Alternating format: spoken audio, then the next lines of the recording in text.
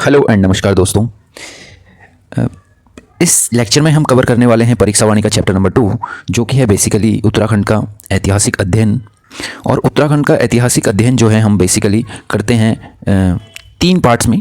ठीक है, उत्तराखंड का ऐतिहासिक अध्ययन ये करते हैं हम 3 पार्ट में। प्राग ऐतिहासिक काल, उसके बाद एक आद ऐतिहासिक काल और एक प्राचीन काल, और एक लेटेस्ट आ जाता है आधुनिक काल। ठीक है, प्राचीन काल के बाद आता है आधुनिक काल, जब यहाँ पे गोरखाओं का आक्रमण होता है और उसके बाद ब्रिटिशर का यहाँ पे राज होता है, तो ये आ जाता है आधुनिक काल में। तो ये सारी चीज़ें हम यहाँ पे कवर करने वाले हैं।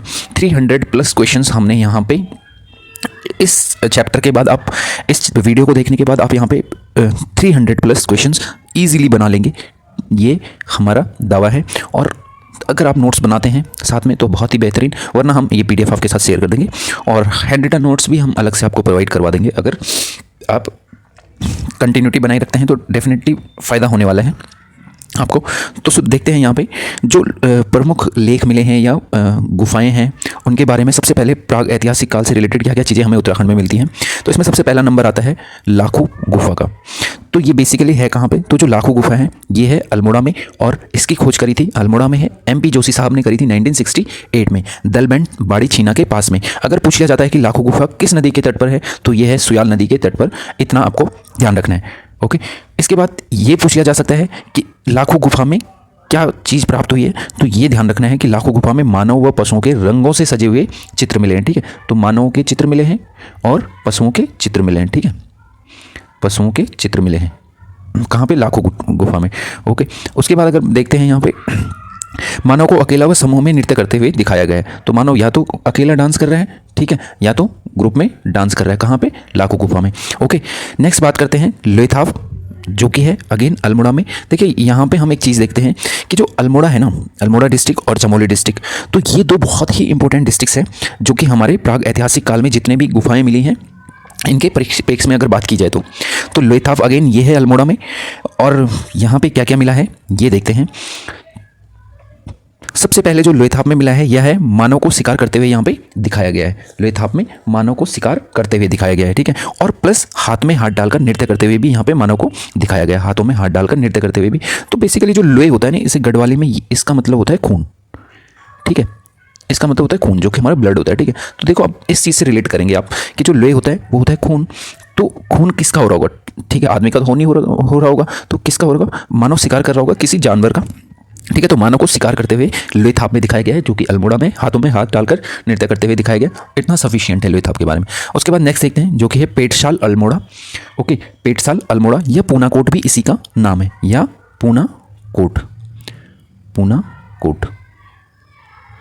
ओके, यहाँ पे क्या है, कफ्फर कोट भी बोलते हैं इसे। नृत्य करते हुए मानव आकृतियाँ दिखाई गई हैं, और ये कौन से कलर की हैं, ये है कत्थई कलर की रंग की। ठीक है, नेक्स्ट है फल सीमा। अगेन ये अल्मोड़ा में है, फल सीमा अल्मोड़ा में है। और यहाँ पे क्या प्राप्त हुए हैं, यहाँ पे भी योग मुद्रा में मानव आकृतियाँ प्राप्त हुई हैं। तो फल सीमा में हमें क्या मिला है, योग प्लस नृत्य करते हुए आकृतियाँ। ओके, ये फल सीमा में हो गया। फल सीमा अगेन हमारा अल्मोड़ा में है। ठीक है, उसके बाद नेक्स्ट चलते हैं, ये अगेन ये बहुत इंपॉर्टेंट है। ठीक है, तो आप ध्यान रखना, गोरखा गुठार गुफा है जो, वो बहुत इंपॉर्टेंट है। और ये मिला कहाँ है, डूंगरी गांव, जो कि है चमोली में। और मैंने आपको बता दिया कि चमोली भी बहुत इंपॉर्टेंट है अगर हम प्राग ऐतिहासिक काल की बात करते हैं। ये अलकनंदा नदी के तट पर है। अलकनंदा हमारी अगेन गंगा की सहायक नदी है। मानव, भेड़, बारहसिंगा, लोमड़ी आदि के रंगीन चित्र यहाँ से प्राप्त हुए हैं। ठीक है, और रंगीन है ये, चटकदार रंगीन, डार्क। ठीक है, रंगीन डार्क है बेसिकली। ठीक है, तो ये ध्यान रखना। उसके बाद नेक्स्ट है मलारी गांव। मलारी गांव बेसिकली हमारा चमोली और तिब्बत के बॉर्डर के पास में है। ये हमारा चमोली है, तो ये मलारी गांव है, यहाँ तिब्बत आ जाता है। ठीक है, ये यहाँ पे है। तो मलारी गांव चमोली में। यहाँ पे देखो 2002 में गढ़वाल यूनिवर्सिटी के शोधकर्ताओं ने क्या मिला इन्हें यहाँ पे, 5.2 kg का गोल्ड का मुखावरण। ठीक है, सोने का था ये, तो ये गोल्ड का मुखावरण इन्हें मिला 2002 में। इसकी खोज हुई मलारी गांव अगेन चमोली में है। यहाँ से नरकंकाल, यहाँ से नरकंकाल, जानवरों के अंग, मिट्टी के बर्तन भी मिले हैं। ठीक है, और क्या क्या मिला हुआ है, यहाँ से नरकंकाल मिला हुआ है, जानवरों के अंग मिले हुए हैं, मिट्टी के बर्तन भी यहाँ से मिले हुए हैं। बर्तन पाकिस्तान की स्वात घाटी की शिल्पकला के समान है। महापाषाणकालीन समाधियों की खोज शिव प्रसाद डबलाल जी द्वारा 1956 में की गई थी। ओके, अब बात करते हैं किमनी गांव की। किमनी गांव में भी यहाँ पे कुछ जो प्राग ऐतिहासिक काल से रिलेटेड वो है अभी एक तरीके से प्राग ऐतिहासिक काल से रिलेटेड जो साक्ष्य हैं वो किमनी गांव से भी प्राप्त हुए हैं। यह है थराली चमोली में, और यहाँ पे सफ़ेद कलर के, वाइट कलर में शैल चित्र, हथियार व पशुओं के प्राप्त हुए हैं। हुडली उत्तरकाशी की बात करें, हुडली है उत्तरकाशी में, और यहाँ पे ब्लू कलर के चित्र प्राप्त हुए हैं, नीले रंग के। तो ये हुडली एकमात्र जगह है जहाँ पर ब्लू कलर के शैल चित्र प्राप्त हुए हैं। बनकोट जो कि है पिथौरागढ़ में, यहाँ पे 8 ताम्र आकृतियाँ, मानव आकृतियाँ प्राप्त हुई हैं। तो बनकोट पूछ लिया जा सकता है कि कौन से डिस्ट्रिक्ट में है, तो यह है पिथौरागढ़ में। और अगर बात करें कि यहाँ पे क्या प्राप्त हुआ है, तो 8 ताम्र मानव आकृतियाँ। तो क्वेश्चन कुछ भी बन सकता है कि ताम्र आकृतियाँ कहाँ पे मिली हैं या बनकोट कहाँ पे हैं। चलते हैं नेक्स्ट की तरफ, आदि ऐतिहासिक काल में, जो कि पौराणिक काल है। देखो बेसिकली जो पौराणिक काल है उसका जो हमें सोर्स है ना, स्रोत हैं ये बेसिकली धार्मिक ग्रंथ हैं, जैसे उपनिषद हो गया, ठीक है, ऋग्वेद हो गया, महाभारत हो गया, महापुराण हो गया। इन सारी चीज़ों से ये हमें इसके बारे में साक्ष्य यहाँ पे प्राप्त होते हैं। इस काल का अगर विस्तार की बात की जाए तो 4वीं शताब्दी से ऐतिहासिक काल तक ये रहता है। यहाँ पे फर्स्ट क्वेश्चन बनता है कि उत्तराखंड का प्रथम उल्लेख किस धार्मिक ग्रंथ में मिलता है। तो उत्तराखंड का पहला उल्लेख कहाँ पे मिलता है, ऋग्वेद में। तो पहला क्वेश्चन यही बनता है यहाँ से। अन्य धार्मिक ग्रंथों में उत्तराखंड को किस किस नाम से जाना जाता है, तो पूर्ण भूमि भी इसे कहा जाता है, ऋषि भूमि कहा जाता है, पवित्र भूमि, स्वर्ग भूमि। तो ये सारी चीज़ें उत्तराखंड के बारे में कही जाती है। ऋग्वेद में देवभूमि और मनुष्यों की भूमि भी इसे कहा गया है, देवभूमि और मनुष्यों की भूमि भी ऋग्वेद में ही कहा गया है, ये भी इंपॉर्टेंट है।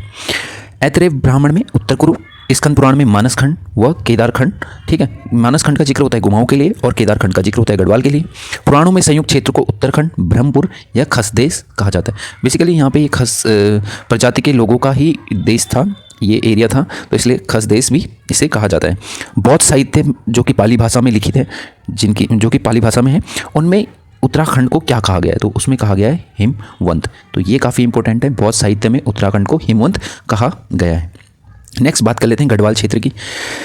तो गढ़वाल क्षेत्र के बारे में हमें आदि ऐतिहासिक काल से क्या क्या प्राप्त होता है। तो यहाँ पे यह स्थित असुर राजा शंबर के 100 गढ़ों को यहाँ पर स्थित असुर राजा शंबर, इसके 100 गढ़ थे और इनको नष्ट किसने किया था, इंद्रदेव और सुदास ने इसे नष्ट कर दिया था।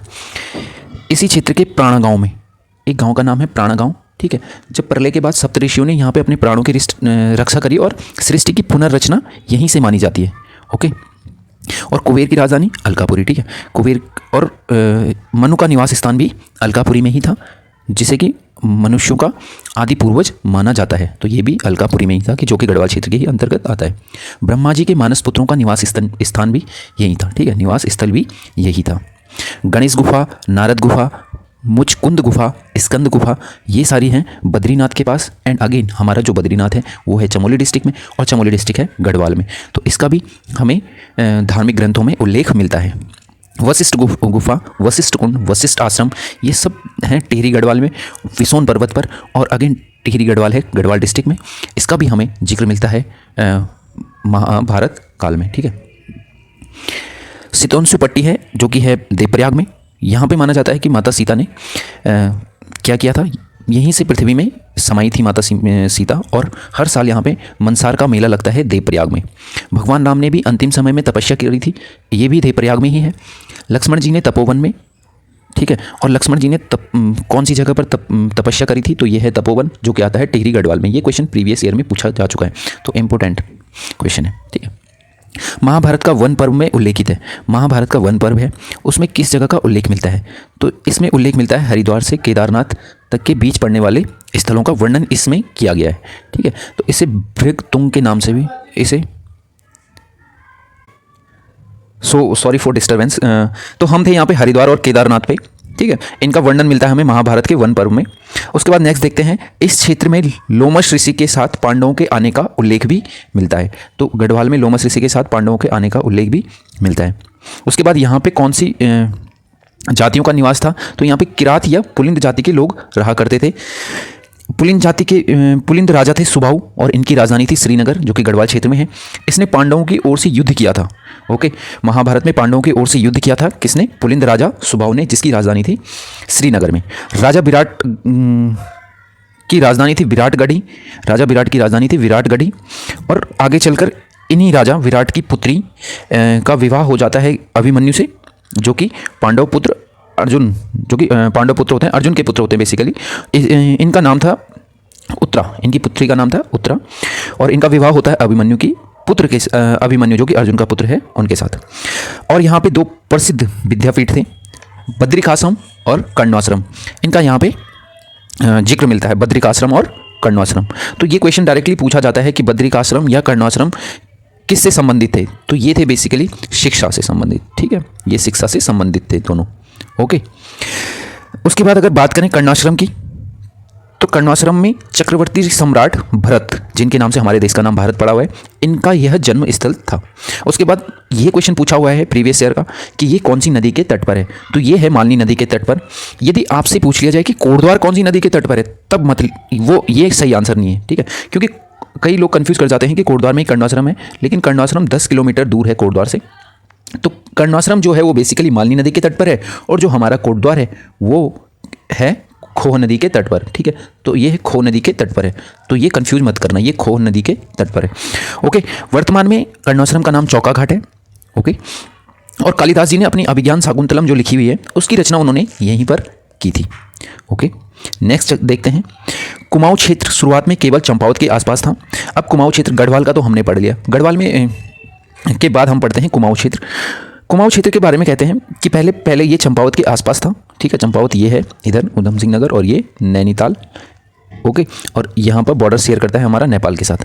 तो जो चंपावत है ना, यहीं के आसपास कुमाऊं बेसिकली था, लेकिन बाद में इसका क्षेत्र बढ़ा, और आज के टाइम पे 6 डिस्ट्रिक्ट हमारे कुमाऊं में है।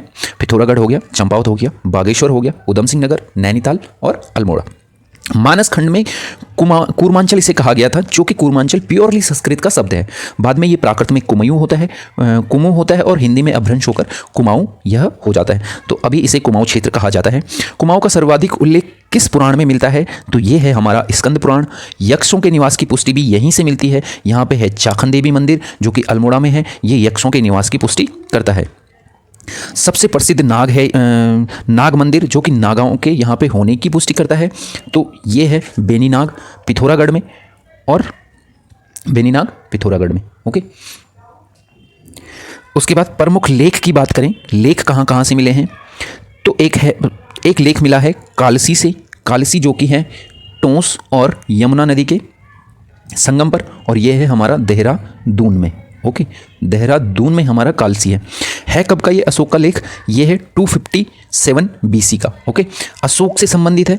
बेसिकली अशोक के ना बहुत जगह से अभिलेख मिले हुए हैं, और जहाँ पर भी इसके अभिलेख थे वहाँ पर अशोक के अहिंसा भाव, दया और जो इसके कर्तव्य थे, मतलब एक तरीके से बहुत अच्छा राजा, इसका जो पब्लिक रिलेशन था ना बेसिकली अशोक का, वो बहुत ज़बरदस्त था। तो वो उससे संबंधित सारे इसके लेख हैं, और इसके लेख की जो भाषा है वह पाली भाषा है। ओके, उसके बाद बात करते हैं इस लेख में क्या लिखा हुआ है। तो इस लेख में जो यहाँ के क्षेत्र का अगर बात करें, तो क्षेत्र के लिए अपरांत शब्द का यूज हुआ है, और इस क्षेत्र में रहने वाले लोगों के लिए पुलिंद शब्द का इस्तेमाल किया गया है। कालसी यमुना और टोंस के संगम पर बसा हुआ है। कालसी यमुना व टोंस के संगम पर बसा हुआ है। 2 नदियाँ हैं, टोंस, ओके, रूपिन और सुपिन से मिलकर बनती है टोंस नदी, और यमुना तो हमारी इधर से आई रही है यमुनोत्री से। उसके बाद राजकुमारी ईश्वरा का शिलालेख मिलता है लाखा मंडल से, और ये अगेन देहरादून में है। यहाँ पे यादवों के होने की पुष्टि भी इसी शिलालेख से होती है। राजकुमारी ईश्वरा का शिलालेख कहाँ से प्राप्त हुआ है, ये हुआ है लाखा मंडल, जो कि है अगेन देहरादून में। क्वेश्चन डायरेक्टली पूछ लिया जा सकता है। नेक्स्ट देखते हैं, मंदिर की दीवारों पर उत्कीर्ण लेख कहाँ से प्राप्त हुए हैं, तो ये प्राप्त हुए हैं गोपेश्वर से, कालीमठ से, केदारनाथ से और नाला से। ओके, और गुफाओं के अंदर अगर लेख की बात करें तो ये हुए हैं वामन गुफा, देवप्रयाग व कल्पनाथ से। ओके, ईंटों पर उत्कीर्णन की अगर बात करें तो ये उत्कीर्णन प्राप्त हुए हैं नैनीताल व बाड़वाला देहरादून से, ईंटों पर उत्कीर्णन। मूर्तिपीठिका लेख देवलगढ़ व कोलसारी से मिले हैं। त्रिशूल लेख, ये इंपॉर्टेंट है, त्रिशूल लेख ये कहाँ से मिले हैं, गोपेश्वर व बाड़ाहाट से। गोपेश्वर में है रुद्र शिव का मंदिर, ठीक है, यहाँ पे मिला है त्रिशूल लेख, और इसमें नागपतिनाथ जो कि 6वीं से और 7वीं सदी के बीच यहाँ पे रहा, और अशोकचल 12वीं सदी से रिलेटेड है, इससे संबंधित ये लेख हैं जो कि जिन्हें त्रिशूल लेख कहा जाता है, और गोपेश्वर बाड़ाहाट से ये प्राप्त हुए हैं। कुषाणकालीन मुद्राओं की बात करें तो कुषाणकालीन मुद्राएं 2 जगह से प्राप्त होती हैं। एक मुनि की रेती ऋषिकेश से थोड़ा ऊपर है, पड़ता बेसिकली टिहरी गढ़वाल में है मुनि की रेती। ओके, और अगर बात करें सुमाड़ी तो ये बेसिकली पौड़ी गढ़वाल में है। तो इन दो जगहों से कुषाणकालीन मुद्राएं हमें प्राप्त होती हैं। कार्तिकेयपुर राजाओं के ताम्रपत्र, तो जो कार्तिकेयपुर राजवंश था उसके भी ताम्रपत्र प्राप्त हुए हैं, और वो कहाँ कहाँ से प्राप्त हुए हैं? एक पांडुकेश्वर से, ओके, एक कंडारा से, एक चंपावत से, व एक बैजनाथ से। जो बेसिकली कंडारा है ये तो हमारा है रुद्रप्रयाग में, जो चंपावत है वो चंपावत है ही। उसके बाद अगर बात करें पांडुकेश्वर की, तो पांडुकेश्वर है हमारा चमोली में, और बैजनाथ है हमारा बागेश्वर में, ओके। तो यहाँ से ये कार्तिकेयपुर राजाओं के ताम्रपत्र प्राप्त हुए हैं। इसमें से सबसे इम्पोर्टेंट है बैजनाथ वाला, यहाँ से, ठीक है, इसको याद रखना है। प्राचीन लेखों में उल्लेखित पदाधिकारी क्या होते थे, इसको एक बारी देख लेते हैं। महत्तम होता था ग्राम शासक, भृत्य होता था सेवक, प्रतिहार होता था द्वार रक्षक, गोप्त होता था रक्षक, कोटपाल होता था गढ़ रक्षक, कोटपाल गढ़ रक्षक, ओके। बलाध्यक्ष सेना नायक, बलाध्यक्ष जिसकी भुजाओं में खूब बल होगा ना, वही उसे ही तो सेना नायक बनाएंगे भाई, ठीक है। तो ये आदमी है और इसकी भुजाओं में खूब क्या है, इसकी भुजाओं में खूब ताकत है, तो ये सेना नायक बलाध्यक्ष। कोटपाल को ऐसे याद रखो, देखो कोट होता है ना जो, वो दरवाजा होता है एक तरीके से, ठीक है। कोट मतलब द्वार, ठीक है, जैसे कोट द्वार है ना, तो ये दरवाजा है गढ़वाल का, ठीक है। तो यहाँ पे एक सैनिक खड़ा है और वो उसे हम क्या बोलेंगे, कोटपाल बोलेंगे, जो कि उसकी रक्षा कर रहा होगा तो उसे गढ़ रक्षक बोल देंगे, ओके। महादंडनायक होता था जो वो प्रधान सेनापति होता था। उसके बाद बात करें कुलचारिक की, तो कुलचारिक होता था तहसीलदार। अब आ जाते हैं ऐतिहासिक काल पे या प्राचीन काल, एक ही बात है, ऐतिहासिक काल या प्राचीन काल। तो ये बड़ा इंपॉर्टेंट है हमारे लिए, ठीक है। यहाँ से क्वेश्चन बनते हैं और ये बहुत, इसको पढ़ने में बेसिकली बहुत मज़ा भी आता है। तो ये प्राचीन काल है, प्राचीन काल, ओके। सबसे पहले यहाँ पे कुणिद शासकों के बारे में पढ़ लिया जाए, ठीक है। इन्होंने यहाँ पे 3री और 4थी ईस्वी तक यहाँ पे राज करा, 3री और 4थी ईस्वी तक यहाँ पे इन्होंने राज किया हुआ है। उत्तराखंड पर राज करने वाली प्रथम राजनीतिक शक्ति कुणिद शासक थे, ठीक है। और कुणिदों के लिए अशोक के शिलालेख की अभी हमने बात करी, कालसी वाले, वहाँ पे इन्हें पुलिंद कहा गया था, यहाँ के जो निवासी थे, ठीक है। और ये लोग कुणिद लोग जो थे ये मौर्यों के अधीन थे। यह भी कालसी के अभिलेख में हमें प्राप्त हुआ है। कालसी का जो अभिलेख है ना, उसमें लिखा हुआ है कि ये मौर्यों के अधीन थे। सबसे शक्तिशाली कुणिद राजा था अमोघभूति, और इसकी मुद्राओं पर देवी व मृग का अंकन है। जो इसके आगे के भाग हैं उस पर देवी व मृग का अंकन है, और पृष्ठ भाग में इन्होंने कुणिद शासक जो अमोघभूति था ना, उसकी थोड़ा प्रशंसा करके एक सेंटेंस लिखा होता है, राज्ञा कुणिदस्य अमोघभूति महर्जसा करके, ठीक है। उसके बाद इनकी मुद्राएं प्राप्त हुई व्यास, अलकनंदा से और सुनेत तथा बेहद तक, ठीक है। तो इनकी कुणिदों की मुद्राएं भी प्राप्त हुई हैं। अल्मोड़ा से प्राप्त मुद्राओं में आसिक, गौमित्र, हरदत्त, शिवदत्त, ओके। अमोघभूति की मृत्यु के बाद मैदानों पर शकों का अधिकार हो जाता है। अब कुणिद चले गए यहाँ से, अब कौन लोग आ गए, शकों ने अधिकार करा कहाँ पे, मैदानी क्षेत्रों में। देखो पहाड़ों को जीतना थोड़ा डिफिकल्ट था, वहाँ पे सिचुएशन मतलब इतनी वो नहीं होती थी, फेवर में नहीं होती थी। तो पहाड़ों में रिसोर्सेज भी इतने नहीं थे, मतलब एक तरीके से सेना कैसे ले जाए वहाँ पे, तो ये थोड़ा मुश्किल था। तो जीतते थे मैदानों को, ठीक है। जितने भी अटैक हुए उत्तराखंड पे मैदानों पे हुए हैं, और इसी वजह से थोड़ा इंडिपेंडेंस भी रहा है काफ़ी लंबे टाइम तक, कि वहाँ पे मुश्किल था उन जगहों पर आक्रमण करना। उसके बाद बात करें, कुमाऊं में शकों के अधिकार की पुष्टि करते हैं शक संवत, ठीक है। कुमाऊं में शक उन्होंने राज करा, शक संवत है, और सूर्य मंदिर है यहाँ पे कटारमल में, बहुत प्रसिद्ध है, ठीक है। और पूछ लिया जाता है कि सूर्य मंदिर कौन सी नदी के तट पर है, तो ये है कोसी नदी के तट पर। और कौन से डिस्ट्रिक्ट में है, ये है अल्मोड़ा में, ठीक है। देखो अल्मोड़ा का कितना जिक्र हो रहा है, तो अल्मोड़ा पौराणिक दृष्टि से या स्वतंत्रता में भी बहुत बड़ा रोल रहा है अल्मोड़ा का। उसके बाद आते हैं यहाँ पे कुषाण शासक, शकों के बाद तराई क्षेत्रों में किसका शासन हुआ, कुषाण लोगों का शासन हुआ। कुषाणकालीन अवशेष मिलते हैं वीरभद्र जो कि ऋषिकेश में है, मोरध्वज जो कि कोटद्वार पौड़ी गढ़वाल में है, और गौविषण जो कि है काशीपुर में, उधम सिंह नगर में, ओके। कुषाण व कुणिदों के समकालीन थे योधेय शासक, ठीक है। कुषाण व कुणिदों के समकालीन कौन थे, योधेय शासक। इन्होंने कुषाणों का दमन किया था, तो योधेयों ने क्या करा, कुषाणों का दमन किया। इनकी मुद्राएं जौनसार बाबर व कालोडांडा में प्राप्त होती हैं। जौनसार बाबर देहरादून में है और कालोडांडा पौड़ी गढ़वाल में है। इसका नाम लैंसडाउन है बेसिकली, ठीक है। आज के टाइम पे लैंसडाउन है, कालोडांडा, ओके। नेक्स्ट देखते हैं कृतपुर राज्य, इसके संस्थापक भी कुणिद थे, ओके। जो कृतपुर राज्य था इसके संस्थापक भी कौन थे, कुणिद ही थे इसके संस्थापक भी। समुद्रगुप्त ने इसे गुप्त साम्राज्य के अधीन बताया। समुद्रगुप्त की एक बुक है प्रयाग प्रशस्ति, उसमें बताया गया है कि जो कुणिद थे वो किसके अधीन थे, गुप्त साम्राज्य के अधीन थे, ओके। इनको पराजित कर नागाओं का उत्तराखंड पर अधिकार हो जाता है, और कुणिदों को किसने हराया, नागाओं ने हराया। और 5वीं सदी में यहाँ पे किसका अधिकार हो गया, नागाओं का। नागाओं को पराजित कर मौखरियों ने नागाओं को किसने पराजित किया, तो वो किया मौखरियों ने, और कन्नौज के शासक इन्हें माना जाता है जो मौखरी थे। तो क्वेश्चन यहाँ से बन सकता है कि जो पौखरिये थे वो कहाँ के थे, तो वो बेसिकली कन्नौज से आए हुए थे। अंतिम मौखिक राजा होता है ग्रहवर्मा, इसका बहनोई हर्षवर्धन होता है। ओके, 6वीं शताब्दी के उत्तरार्ध की बात हो रही है। ग्रहवर्मा इसका अंतिम शासक था। इसके बाद ग्रहवर्मा का बहनोई था जो कि हर्षवर्धन था।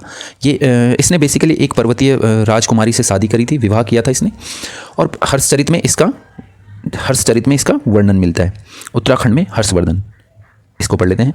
इसका कवि था बाणभट्ट, इसने रचना करी हर्षचरित की।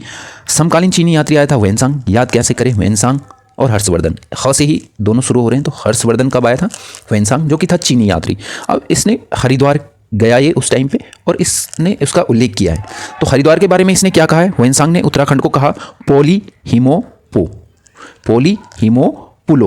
तो कनिंगम के अनुसार ये ब्रह्मपुर कहना चाह रहा था इसे, ठीक है। तो चाइनीज़ लैंग्वेज में इसने पोली-हिमो-पुलो कहा है। ये क्वेश्चन प्रीवियस ईयर में आया हुआ है। ह्वेनसांग ने हरिद्वार का माप बताया, अगेन ये क्वेश्चन आया हुआ है। ह्वेनसांग ने 20 ली, तो ये चाइनीज़ इकाई है, चीनी मान प्रणाली होगी, जिसमें इसने 20 ली इसका बताया है कि ये शहर 20 ली के घेरे में फैला हुआ है, हरिद्वार को, ठीक है।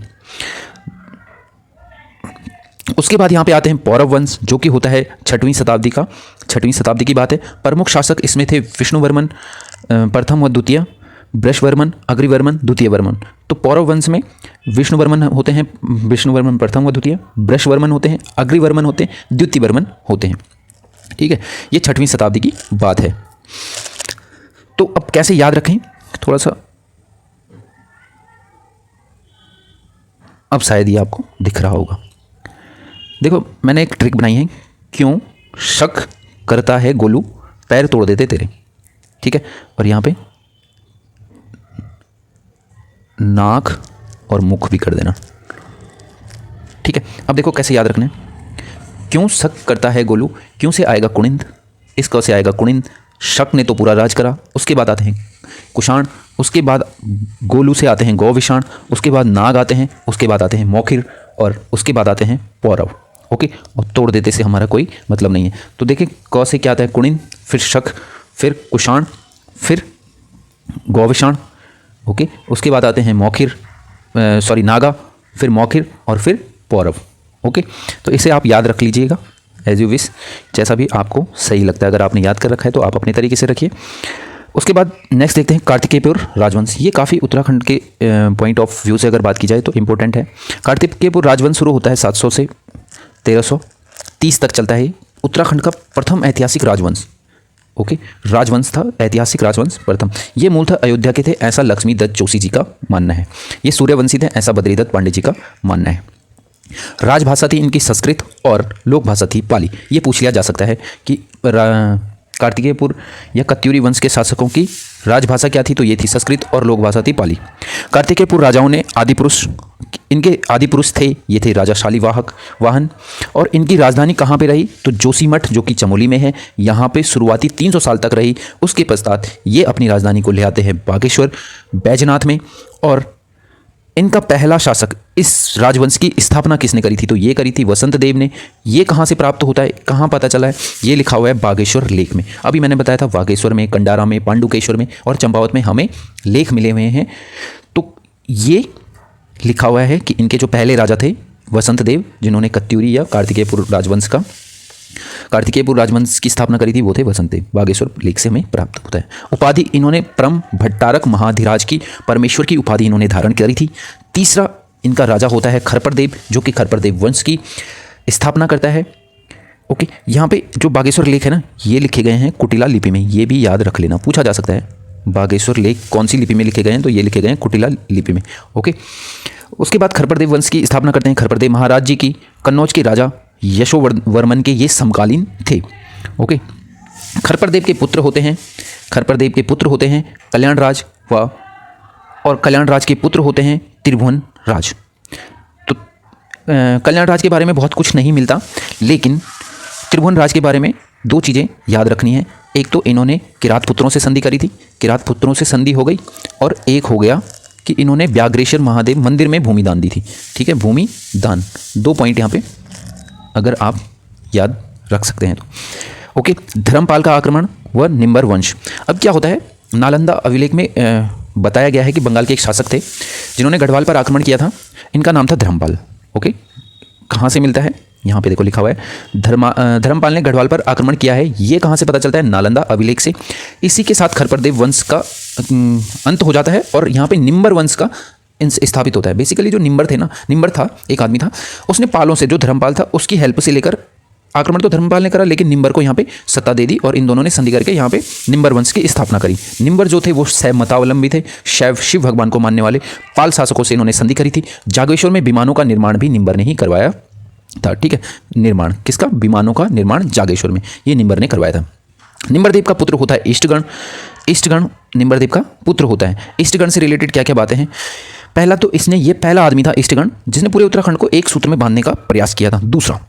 दूसरा पॉइंट, जागेश्वर में नवदुर्गा, महर्ष मंदिर, लकुलीश व नटराज मंदिर का इसने निर्माण करवाया था।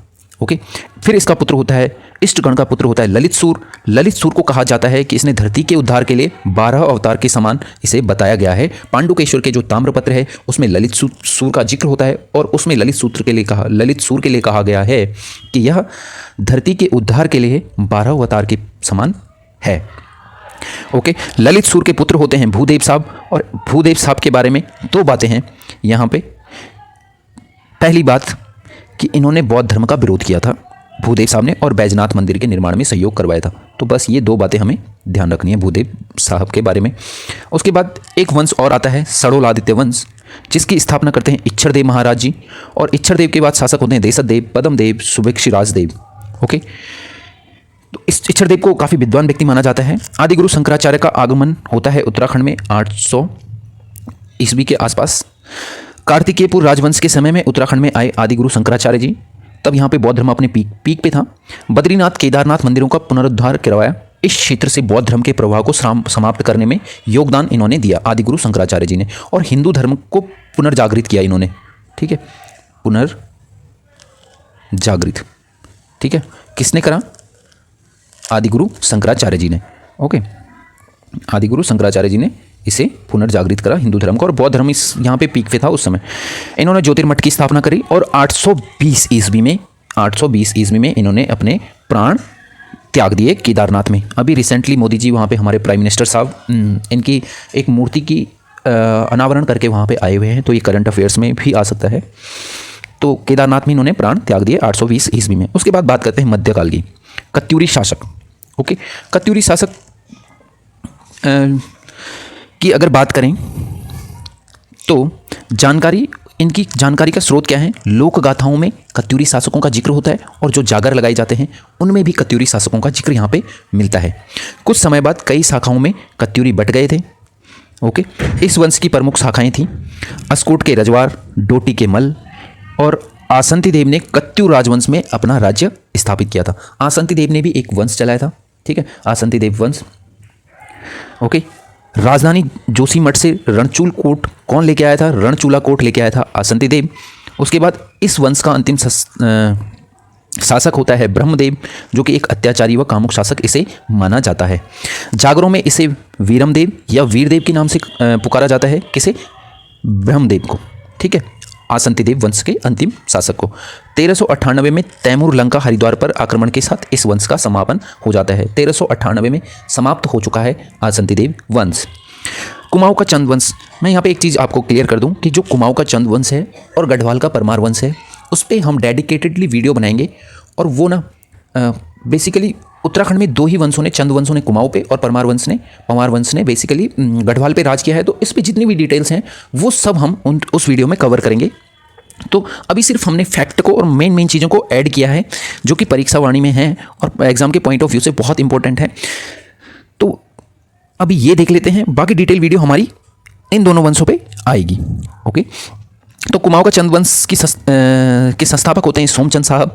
राजधानी इनकी होती है चंपावत में। अल्मोड़ा में राजधानी स्थापित की बालो कल्याण चंद ने। कुछ वर्षों तक चंपावत रहती है, उसके बाद इसे शिफ्ट कर दिया जाता है अल्मोड़ा में, जिसका श्रेय जाता है बालो कल्याण चंद जी को। तो जनाब अब अपनी राजधानी लेके आ चुके हैं अल्मोड़ा में। इनके सबसे प्रतापी राजा माना जाता है गरुड़ ज्ञानचंद को। और कुमाऊं पर रोहिलों का आक्रमण कल्याण चंद चतुर्थ के समय में होता है, जो कि 1747 से लेकर 1744 के आसपास होता है।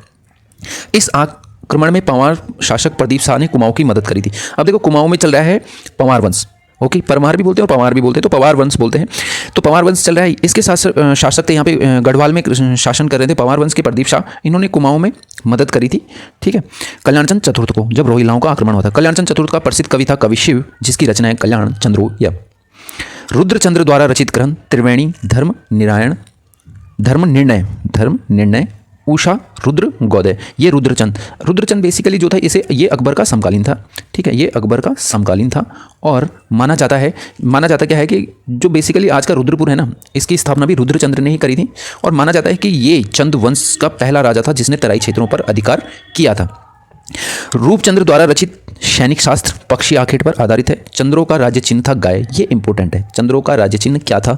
इनका राज्य चिन्ह था गाय। ग्राम प्रधान की नियुक्ति की शुरुआत भी चंदों ने ही करी थी। गांव में एक प्रधान होना चाहिए, इसकी नियुक्ति चंदों के यहाँ से ही हुई थी। जहांगीरनामा व शाहजहां में चंदों का उल्लेख मिलता है। 1990 में हवाला बाग के युद्ध में गोरखाओं द्वारा अंतिम चंद शासक महेंद्र चंद को पराजित कर दिया गया है। महेंद्र चंद को पराजित कर दिया जाता है और उसके बाद यहाँ से 1790 में यहाँ पे गोरखाओं का अधिकार हो जाता है। तो गोरखा यहाँ पे राज करने लग जाते हैं। तो अब कुमाऊं में गोरखाओं का अधिकार हो चुका है। उसके बाद देखते हैं प्रमुख किले और इनको किस किस ने बनवाया है। तो सबसे पहले देख लेते हैं कुमाऊं के प्रमुख किले।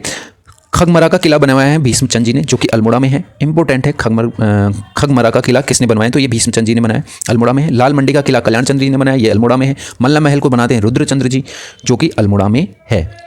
राजबुंगा का किला सोमचंद जी बनाते हैं, जो चंपावत में है। और नैथड़ा का किला गोरखा कालीन है, ये अल्मोड़ा में है। नैथड़ा का किला कहाँ पे है? अल्मोड़ा में है और गोरखा कालीन है। उसके बाद नेक्स्ट सिरमोही का किला चंपावत में है। बाणासुर का किला, मारकोट का किला भी कहा जाता है इसे, ये चंपावत में है। गोला चौड़ का किला है चंपावत में। ओके, उसके बाद गढ़वाल का परमार वंश। गढ़वाल में परमार वंश या पवार वंश राज कर रहा था। चंदपुरगढ़ी चमोली में भानु प्रताप ने इसकी स्थापना करी। जब भानु प्रताप यहाँ पे राजा थे तो गुजरात से एक राजकुमार आता है जिसका नाम होता है कनकपाल। ये 887 ईस्वी में धार नगरी गुजरात से आता है। और भानु प्रताप इसको देख के इतना खुश हो जाता है कि ये अपनी पुत्री का विवाह करवा देता है कनकपाल के साथ। जब कनकपाल के साथ भानु प्रताप की पुत्री होती है तो कनकपाल इधर का राजा बन जाता है चंदपुर में, और 888 ईस्वी में इस वंश की स्थापना करता है। ठीक है, राजधानी ये चंद्रपुर से देवलगढ़ ले आया था। ठीक है, इसमें 60 राजा हुए हैं पवार वंश में बेसिकली।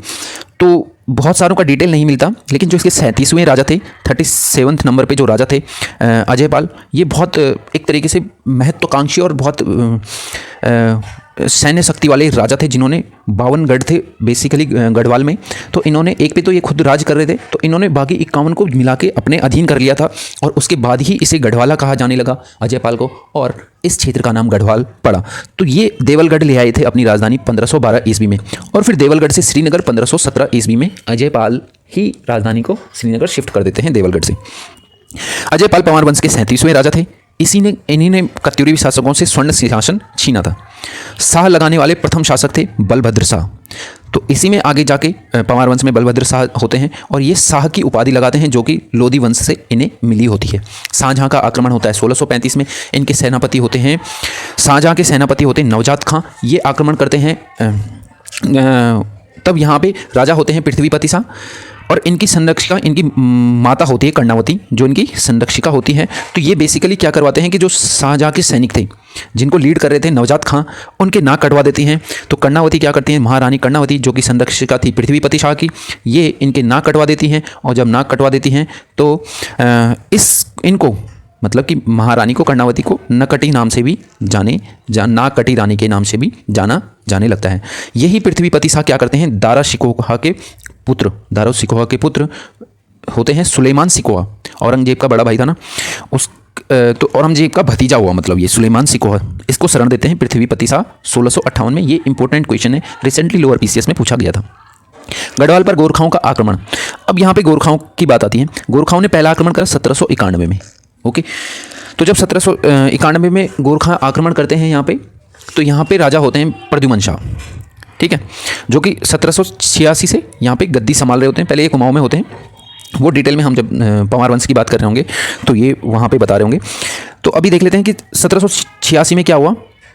1786 में प्रद्युमन शाह गढ़वाल की गद्दी पर वापस आ जाते हैं, गढ़वाल की में गद्दी संभालते हैं और 1791 में इन पे आक्रमण हो जाता है गोरखाओं का। गोरखाओं ने 1790 में एक साल पहले ही अभी कुमाऊं जीता था, तो इनका खून गर्म होता है कि यार अब तो जीत लेंगे, गढ़वाल भी जीतते हैं, लेकिन ये हार जाते हैं। और क्या होता है, यहाँ पे एक संधि होती है, ठीक है, तो लंगूरगढ़ की संधि के नाम से उसे जाना जाता है 1791 में। फिर क्या होता है कि द्वितीय आक्रमण होता है, दूसरी बार अगेन गोरखा आते हैं संधि को तोड़ के 1803 में, जब यहाँ पे बड़ा भूकंप आया होता है, गढ़वाल की रीढ़ की हड्डी टूट चुकी होती है अर्थव्यवस्था की, तो अगेन गोरखा यहाँ पे आक्रमण करते हैं। नेतृत्व कर रहे होते हैं अमर सिंह थापा, हस्तीदल चौतरिया। खुड़बुड़ा का युद्ध होता है 14 मई 1804 को, प्रद्युमन शाह यहाँ पे शहीद हो जाते हैं। तो खुड़बुड़ा है देहरादून में, तो यहाँ पे गोरखा वर्सेस गढ़वाल के राजा जो प्रद्युमन शाह थे वो लड़ रहे थे, और अंत में ये वीरगति को प्राप्त हो जाते हैं प्रद्युमन शाह। उसके बाद यहाँ पे गोरखा 10.5 साल तक राज करते हैं, उसके बाद ब्रिटिशर्स आ जाते हैं। उसके बाद बात करें आधुनिक काल की टिहरी रियासत की बात करते हैं, संस्थापक सुदर्शन शाह। अब क्या होता है, प्रद्युमन शाह के पुत्र होते हैं बेसिकली सुदर्शन शाह जी। तो ये क्या करते हैं, लॉर्ड हेस्टिंगस एक अंग्रेज गवर्नर था, उससे हेल्प मांगते हैं, ठीक है, जनरल था वो, अंग्रेज गवर्नर जनरल, उससे हेल्प मांगते हैं कि भाई साहब आप हमारी हेल्प कीजिए, हमारे साथ गोरखाओं को हराने में हेल्प कीजिए, ठीक है। तो फिर इसके बाद फौज आती है और 1815 में क्या होता है, 28 दिसंबर 1815 को ये टिहरी रियासत की स्थापना कर देते हैं। गोरखाओं से स्वतंत्र हो जाता है 1815 में गढ़वाल। ओके, सुदर्शन शाह ने सभागार की रचना की सूरत कवि के नाम से। टिहरी के अन्य नरेश, उसके बाद क्या होता है, ये श्रीनगर से ना अपनी राजधानी को शिफ्ट कर देते हैं बेसिकली। तो सुदर्शन शाह चले जाते हैं टिहरी रियासत की स्थापना करते हैं। तो श्रीनगर से टिहरी भी शिफ्ट इन्होंने ही करी, ठीक है, राजधानी। और ये बात थी 28 दिसंबर 1815 की, 28 दिसंबर 1815 की। तो ये इंपॉर्टेंट फैक्ट हो सकता है कि श्रीनगर को से टिहरी गढ़वाल कौन राजधानी लेके आया था, तो ये थे सुदर्शन शाह। और कब लेके आए थे, 28 दिसंबर 1815 को। टिहरी राज्य के अन्य नरेश हुए हैं भवानी शाह, प्रताप शाह, कीर्ति शाह, नरेंद्र शाह, मानवेंद्र शाह। मानवेंद्र शाह लास्ट थे जब इन्होंने विलय पत्र पे हस्ताक्षर शामिल करे थे, जिस टाइम पे टिहरी यूपी का जिला बना था 50वां, उस टाइम पे मानवेंद्र शाह जी यहाँ पे राज कर रहे थे। टिहरी का भारत में विलय हो जाता है 1 अगस्त 1949 को। उत्तराखंड पर गोरखा शासन, और उत्तराखंड पर देखो गोरखा ने कुमाऊं पे काफ़ी टाइम तक गोरखाओं ने 1790 में जीत लिया था, ठीक है, 1790 में कुमाऊं जीत लिया था और 1804 में गढ़वाल जीत लिया था। तो गढ़वाल पे ये रहे 10.5 साल और कुमाऊं पे रहे 25 साल। सुदर्शन शाह ने अंग्रेजों से मदद मांगी थी, ये मैं आपको बता चुका हूँ। कर्नल गार्डन व बम शाह के बीच संधि होती है 27 अप्रैल 1815 को। तो कर्नल गार्डनर इनको आगे जाके रिवॉर्ड मिलेगा, इनको बना देंगे यहाँ का कमिश्नर। संगोली की संधि होती है 28 दिसंबर, ये इंपॉर्टेंट हो सकता है कि संगोली की संधि किस किस के मध्य हुई थी, ये अंग्रेजों और गोरखाओं के मध्य हुई थी। 28 दिसंबर 1815 को नेपाल ने इसे स्वीकार, पहले नेपाल स्वीकार करने से मना कर रहा था, लेकिन बाद में क्या करता है कि ये काठमांडू पे चढ़ाई कर देते हैं और अंततः जो गोरखा होते हैं वो संगोली की संधि को मान लेते हैं। इनके 28 नवंबर 1815 में थे, गोरखा मानने को तैयार नहीं थे, मैं बता रहा हूँ जैसे कि। उसके बाद फरवरी 1816 में क्या होता है, काठमांडू पर अंग्रेजों की विजय हो जाती है, काठमांडू को वो फतेह कर लेते हैं और मार्च में फाइनली ये मान लेते हैं। गोरखाओं के अत्याचारी शासन को क्या कहा जाता है, तो गोरखाओं ने बहुत अत्याचार किया गढ़वाल और कुमाऊं पे, तो इस शासन को गोरख्याली कहा जाता है। ये इंपॉर्टेंट क्वेश्चन है, पूछा गया कि जो गोरख्याली है वह शब्द प्रदर्शित करता है गोरखाओं के प्रेम पूर्वक आचरण को, अत्याचारी शासन को। तो आपको ध्यान रखना ये अत्याचारी शासन था इनका, इसको ही गोरख्याली कहा गया है। अंग्रेजी शासन की अगर बात करें तो प्रथम कमिश्नर ई गार्डनर मैंने बताया था, ठीक है, इनको रिवॉर्ड मिला और 1815 में इन्हें कमिश्नर बना दिया गया। अंग्रेजी शासन की शुरुआत में 2 जिले थे, 2 कुमाऊं व टिहरी। फिर पौड़ी का गठन होता है 1940 में और श्रीनगर से पौड़ी इसे शिफ्ट कर दिया जाता है। ओके, पौड़ी से श्रीनगर शिफ्ट कब किया गया, ये क्वेश्चन अगर पूछा जाए तो ये 1840 में किया गया। कुमाऊं मंडल का मुख्यालय नैनीताल शिफ्ट किया गया 1854 में। उसके बाद कुमाऊं का विभाजन हो जाता है 1891 में और यहाँ से 2 डिस्ट्रिक्ट बनते हैं, नैनीताल व अल्मोड़ा। संयुक्त प्रांत आगरा व अवध का गठन कब किया गया था, तो आगरा व अवध का गठन किया गया था 1902 में और उत्तराखंड को इसी में मिला दिया गया था 1902 में। संयुक्त प्रांत में शामिल 1937 से आज़ादी के बाद से ये उत्तर प्रदेश में हो जाता है। तो संयुक्त प्रांत में 1937 में उत्तराखंड को शामिल कर दिया गया, उसके बाद आज़ादी के बाद से यह उत्तर प्रदेश में ही शामिल रहा। स्वतंत्रता आंदोलन की बात कर लेते हैं। स्वतंत्रता आंदोलन में उत्तराखंडियों ने बहुत बढ़ चढ़ करके भाग लिया था। देखिए, पहला उत्तराखंड के प्रथम स्वतंत्रता सेनानी जो थे वो थे कालू मेहरा। सीधे डायरेक्टली क्वेश्चन आया हुआ है कि उत्तराखंड के प्रथम स्वतंत्रता सेनानी कौन थे, तो ये थे कालू मेहरा। इनका गाँव कहाँ है, इनका गाँव है बिसुंग गाँव, जो कि है लोहाघाट चंपावत में। संगठन का निर्माण किया था इन्होंने, इस संगठन का नाम था क्रांतिवीर। ये क्वेश्चन पूछा हुआ है कि क्रांतिवीर संगठन कालू मेहरा ने कौन से गुप्त संगठन की गुप्त संगठन था ये कि नींव रखी थी, बनाया था, क्रांतिवीर इसका नाम था। उसके बाद एक बड़ी अच्छी घटना होती है, लेकिन अंग्रेजों की दृष्टि से ब्रिटिशर्स की यहाँ पे 1857 की क्रांति जोर पकड़ चुकी थी। हल्द्वानी में क्या होता है, 17 सितंबर 1857 की बात है, जब 1000 के आसपास क्रांतिकारी हल्द्वानी पर आक्रमण कर देते हैं और हल्द्वानी को अपने कब्जे में ले लेते हैं। उसके बाद ब्रिटिशर्स के पसीने छूट जाते हैं इसे वापस लेने में, तो वो समझ जाते हैं कि अब यहाँ पे क्रांति जोर पकड़ चुकी है। तो ये क्वेश्चन पूछा जा सकता है कि 1000 क्रांतिकारियों का हल्द्वानी पर कब अधिकार किया, या हल्द्वानी पर ब्रिटिशर्स से अधिकार कब छीन लिया गया। तो ये था 17 सितंबर 1857 को। उसके बाद कुछ महत्वपूर्ण यहाँ पे जैसे कि डिबेटिंग कलर की स्थापना 1817 में अल्मोड़ा में होती है। अल्मोड़ा अखबार का 1871 में, जो कि साप्ताहिक होते हैं, इसका प्रकाशन शुरू होता है 1871 में। उसके बाद कांग्रेस के कलकत्ता अधिवेशन में भाग लेने के लिए ज्वालादत्त जोशी जी पहुंचते हैं, जो कि कांग्रेस का अधिवेशन हुआ था 1886 में। तो कांग्रेस का दूसरा अधिवेशन था ये बेसिकली, 1885 में पहला और 1886 में दूसरा, जो कि कलकत्ता में होता है। उसके बाद क्वेश्चन आता है हैप्पी क्लब की स्थापना किसने करी। तो ये 1903 में पंडित गोविंद बल्लभ पंत जी ने इसकी स्थापना करी थी। इनके बारे में कुछ फैक्ट जान लेते हैं। गोविंद बल्लभ पंत जी का जन्म होता है 10 सितंबर 87 को 87 को, ठीक है, 1887 को। कहाँ इनका जन्म होता है, तो इनका गाँव का नाम है खूंट, जो कि अल्मोड़ा में पड़ता है। खूंट गांव में इनका होता है, जो कि अगेन अल्मोड़ा में है। तो अल्मोड़ा एक तरीके से स्वतंत्रता संग्राम की जननी रही है। उसके बाद हिमालय पुत्र की इनको संज्ञा दी थी किसने, हिमालय पुत्र कहा था जवाहरलाल नेहरू ने। ओके, और इन्होंने प्रेम सभा की स्थापना भी करी थी 1914 में काशीपुर नामक स्थान पर, जो कि है हमारा उधम सिंह नगर में। ओके, तो ये था गोविंद बल्लभ पंत जी के बारे में। इन्हें भारत रत्न भी दिया जाता है, उत्तराखंड के पहले व्यक्ति थे जिन्हें भारत रत्न प्राप्त हुआ। यूपी के ये चीफ मिनिस्टर भी रहे। तो इन्होंने काफ़ी अचीवमेंट करी अपने लाइफ में, और फॉर्चुनेटली इनके नाम से एक यूनिवर्सिटी है, Govind Ballabh Pant university of agriculture and technology. मैं भी वहीं से पढ़ा हुआ हूँ। उसके बाद हैप्पी क्लब की स्थापना होती है, ये हम बात कर चुके हैं। व्यापक वन आंदोलन होते हैं। उत्तराखंड में क्या होता है, ब्रिटिशर्स ने लोगों में वनों पे रोकथाम लगा दी थी, लोगों के जो अधिकार थे उनको छीन लिया था, लोगों को वनों में तो इंटरफेरेंस होने लगा था इनका ब्रिटिशर्स का, और यहाँ पे लोगों में रोष व्याप्त था इसके अगेंस्ट। वो कह रहे थे कि वनों पे हमारा अधिकार होना चाहिए। तो इसके लिए 1911 से लेकर 17 के बीच आंदोलन होते हैं। अल्मोड़ा कांग्रेस की स्थापना होती है 1912 में, और गांधी जी देहरादून आए 1916 में। तो अल्मोड़ा कांग्रेस की स्थापना काफ़ी इंपॉर्टेंट पॉइंट है। उसके बाद एक कुमाऊं परिषद की स्थापना होती है, ठीक है, कुमाऊं परिषद की स्थापना होती है 1916 में, और 1926 में इसका विलय हो जाता है। इसमें 3 लोग रहते हैं, अगेन पंडित गोविंद बल्लभ जी पंत जी, ठीक है, और एक रहते हैं बद्री दत्त पांडे, ठीक है, बद्री दत्त पांडे साहब, और एक रहते हैं हर गोविंद पंत जी, ठीक है। तो हर गोविंद पंत जी इसकी रीढ़ की हड्डी थे, ऐसा माना जाता है कुमाऊं परिषद की स्थापना करते हुए। गढ़वाल कांग्रेस की भी स्थापना होती है, उसके 2 साल बाद गढ़वाल कांग्रेस की स्थापना होती है 1918 में, जिसकी स्थापना करते हैं बैरिस्टर मुकुंदी लाल और अंशुय प्रसाद बहुगुणा जी। अंशुय प्रसाद बहुगुणा जी को गढ़ केसरी कहा जाता है, और बद्री दत्त पांडे जी को कुमाऊं केसरी कहा जाता है। दोनों को संज्ञा किसने दी, गांधी जी ने दी। कब दी, ये दी जब कुली बेगार प्रथा का अंत होता है, और महात्मा गांधी जी से रक्त विहीन आंदोलन की संज्ञा भी देते हैं। उसके बाद इन्हें गढ़ केसरी और कुमाऊं केसरी कहा गया था। दोनों ने अमृतसर कांग्रेस में भाग लिया था। अभी हम बात कर रहे थे किसकी, बैरिस्टर मुकुंदी लाल जी की और अंशुय प्रसाद जी की। तो इन्होंने कांग्रेस का अधिवेशन होता है अमृतसर में 1919 में, और इसमें भी भाग लिया। कुली बेगार का अंत होता है 13-14 जनवरी 1921 को सरयू तट पर, जो कि है बागेश्वर में। इस आंदोलन की शुरुआत होती है ख्याति गांव अल्मोड़ा से। इसके बारे में थोड़ा सा और पढ़ लेते हैं, क्योंकि ये कुली बेगार बहुत इंपॉर्टेंट होने वाले हैं एग्ज़ाम के पॉइंट ऑफ व्यू से, क्योंकि अभी रिसेंटली इसने 100 साल पूरे करे हुए हैं कुली बेगार ने, और महात्मा गांधी जी ने खूब तारीफ करी थी। इसे कहा था महात्मा गांधी जी ने रक्त विहीन क्रांति। ओके, रक्त विहीन क्रांति इसे महात्मा गांधी जी ने कहा था। तो ये ध्यान रखना, इसके 100 साल पूरे हो गए। 1921 में ये हुई थी, और आज है 1922, तो 100 साल पूरे हो चुके हैं इस चीज़ को। सरयू तट पर होती है, बागेश्वर में होती है। अब और क्या क्या पूछ लिया जा सकता है। कुली बेगार बेसिकली था क्या, कि जो अंग्रेज अधिकारी थे ना, उनका सामान ढोना होता था उत्तराखंड के लोगों को, ठीक है। तो उत्तराखंड के लोगों को, और फ्री में, कोई पैसे नहीं मिलते थे इसके बदले। तो अब फ्री में देखो कोई किसी का काम कितने दिन तक करेगा। तो इसके विरुद्ध लोगों में रोष व्याप्त था। लोगों ने कहा नहीं भाई, हम नहीं ढोएंगे तुम्हारा, या तो फिर पैसे दो। तो ये बहुत सारा सामान लेके वहाँ पे आते थे।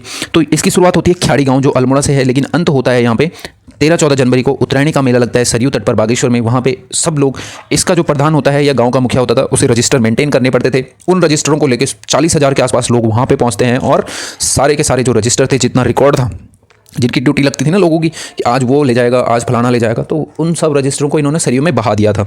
तो ये कुली बेगार का वहाँ पे अंत हो जाता है उत्तरायणी मेले के दिन 13-14 जनवरी को बागेश्वर में। उसके बाद मैंने बता दिया कि बद्रीदत्त पांडे जी इसको लीड कर रहे थे, हरगोविंद पंत चिरंजी लाल जी के नेतृत्व में ये हो रहा था। और 1929 में इन्हें गढ़वाल के कुमाऊं केसरी का नाम महात्मा गांधी जी द्वारा दे दिया जाता है। ओके। उसके बाद नेहरू व गांधी जी की कुमाऊं यात्रा होती है 14 जून से 2 जुलाई 1929 को। गांधी जी 12 दिन तक कौसानी में रुके। भारत का स्विट्जरलैंड इन्होंने कौसानी को कहा था। डायरेक्टली पूछा हुआ क्वेश्चन है। यहाँ पर अनासक्ति योग नाम से इन्होंने गीता की भूमिका लिखी थी। तो कहाँ पे लिखी थी? ये लिखी थी कौसानी में। गढ़वाल यात्रा करते हैं गांधी जी कब? ये करते हैं 16 से 24 अक्टूबर 1930 में। ठीक है, 8 दिन की ये यात्रा होती है। नमक सत्याग्रह में शामिल उत्तराखंडी थे ज्योतिराम कांडपाल, भैरव दत्त जोशी और गोरखावीर खड़क बहादुर। ये 78 लोग नमक सत्याग्रह में भाग ले रहे होते हैं। उसमें से तीन लोग उत्तराखंड से बिलोंग करते हैं। तो ये उत्तराखंड से बिलोंग करने वाले लोग थे ज्योतिराम कांडपाल, भैरव दत्त जोशी और गोरखावीर खड़क बहादुर साहब। ब्रिटिश गढ़वाल का पहला राजनीतिक सम्मेलन होता है 1930 में और ये दुगड्डा में होता है। ब्रिटिश गढ़वाल का पहला राजनीतिक सम्मेलन कहाँ हुआ था? ये हुआ था दुगड्डा में 1930 में। देखो दुगड्डा ना कोटद्वार से 19 किलोमीटर आगे चल के एक छोटा सा शहर है, नदी के किनारे पे बसा हुआ। तो नदी के दाहिने किनारे पे ये बसा हुआ है बेसिकली। तो इसे बसाया था पंडित धनीराम मिश्र जी ने, अपने खेत पे बसाया था इन्होंने दुगड्डा को, पंडित धनीराम मिश्र जी ने।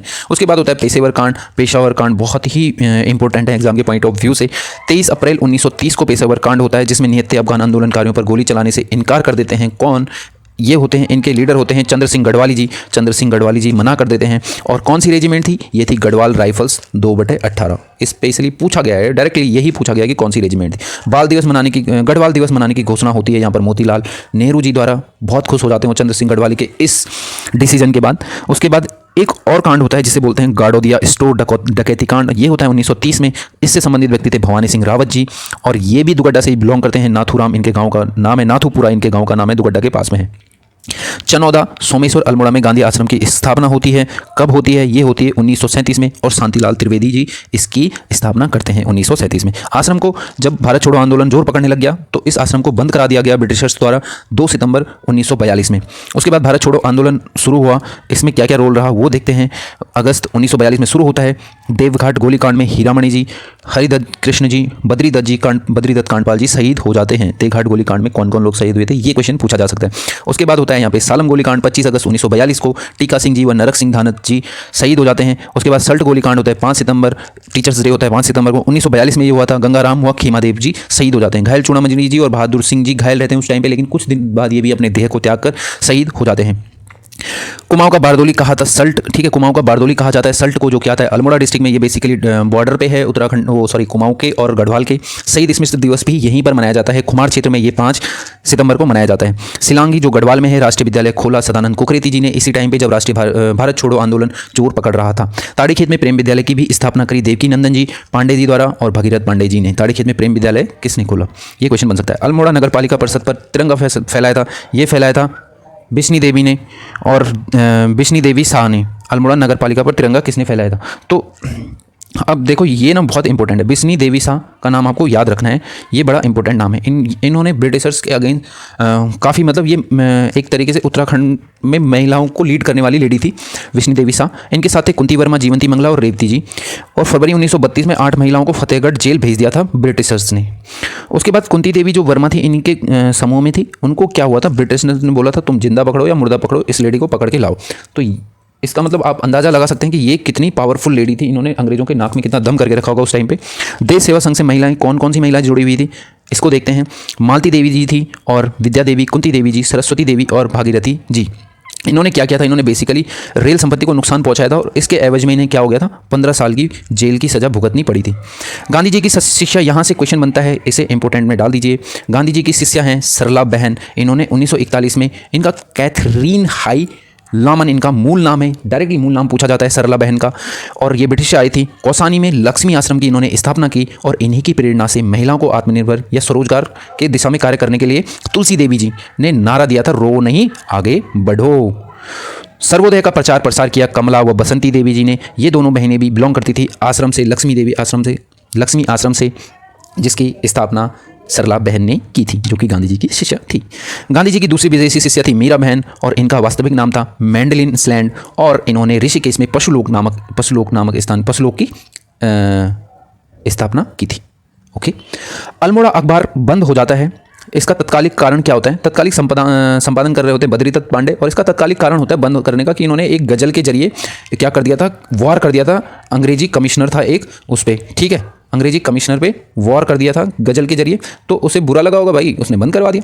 उसके बाद इन्होंने क्या करा, इन्होंने 1918 में क्या करा, दूसरा अखबार निकाला जिसका नाम था शक्ति पत्र। तो बद्रीदत्त पांडे जी हमारे कहाँ रुकने वाले थे, उन्होंने सितंबर 1918 में एक और पत्र निकाला जिसका नाम था शक्ति पत्र। पूछा जाता है कब निकाला गया, किसके द्वारा निकाला गया? बद्रीदत्त पांडे जी द्वारा 1918 में शक्ति पत्र का प्रकाशन किया गया। क्यों किया गया? क्योंकि इनका जो अल्मोड़ा अखबार था 1871 से साप्ताहिक प्रकाशित हो रहा था, उसको बंद कर दिया गया था, तो उसके बदले इन्होंने शक्ति पत्र निकाला। उसके बाद गढ़वाल यूनियन की स्थापना होती है 1901 में। गढ़वाली समाचार पत्र देहरादून से प्रकाशित होता है। 1905 से संपादन करते हैं इसका गिरिजादत्त नैथानी जी। युगवाणी का प्रकाशन भी देहरादून से ही होता है। कर्मभूमि का प्रकाशन होता है लैंसडाउन से ही, ठीक है, कर्मभूमि का प्रकाशन होता है लैंसडाउन से 1939 से। संपादक है इसके भक्त दर्शन व भैरवदत्त। आज़ाद हिंद फौज में उत्तराखंड के लोगों का क्या रोल रहा, इसको पढ़ते हैं। आज़ाद हिंद फौज में 2500 के आसपास लोग थे, जो कि बर्ड साइज का 12%, ठीक है। सुभाष चंद्र बोस के निजी सहायक थे बुद्धि शरण रावत। ये क्वेश्चन इंपॉर्टेंट है, इनके निजी सचिव कौन थे, सहायक कौन थे? तो ये थे बुद्धि शरण रावत। इनके कर्नल थे पितृ शरण रतूड़ी साहब। उसके बाद सिंगापुर स्थित ऑफिसर ट्रेनिंग स्कूल में भी इनके कमांडर जो थे सूबेदार लेफ्टिनेंट चंद्र सिंह नेगी, वो भी गढ़वाली ही थे। उसके बाद नेताजी के अंगरक्षक बटालियन के कमांडर मेजर देव सिंह दानू जी हैं, ये भी पूछ लिया जा सकता है। उसके बाद टिहरी प्रजामंडल की स्थापना होती है 1939 में, जो कि देहरादून में होती है टिहरी प्रजामंडल। देखो, जो टिहरी रियासत के लोग थे उनमें रोष आने लग गया था, वो भी चाहते थे कि एक स्वतंत्र बॉडी हो, वो किसी के राजा के अधीन न रहें। तो इसके खिलाफ वहाँ पे 1939 में देहरादून में इसकी स्थापना की गई। अब इससे मुख्य व्यक्ति कौन कौन से? श्रीदेव सुमन साहब थे, दौलत राम जी थे, नागेंद्र सकलानी जी थे, वीरचंद सिंह गढ़वाली जी थे। मई 1944 को क्या होता है, श्रीदेव सुमन जी भूख हड़ताल पर बैठ जाते हैं, और 25 जुलाई 1944 को 84 डेज के बाद ये क्या हो जाते हैं, अपने देह का त्याग कर देते हैं, ये शहीद हो जाते हैं भूख हड़ताल में। उसके बाद सकलाना का विद्रोह होता है 1947 में। कीर्तिनगर जो कि टिहरी में ही है, उसमें विद्रोह खड़े हो जाते हैं 1948 में। नागेंद्र सकलानी व मोलूराम भक्तारी जी यहाँ पे शहीद हो जाते हैं।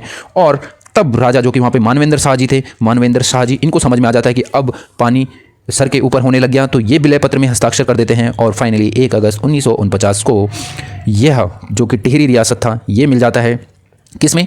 उत्तर प्रदेश में, संयुक्त प्रांत में, और ये बनता है इसका 50वां जिला। डोला पालकी आंदोलन संबंधित था।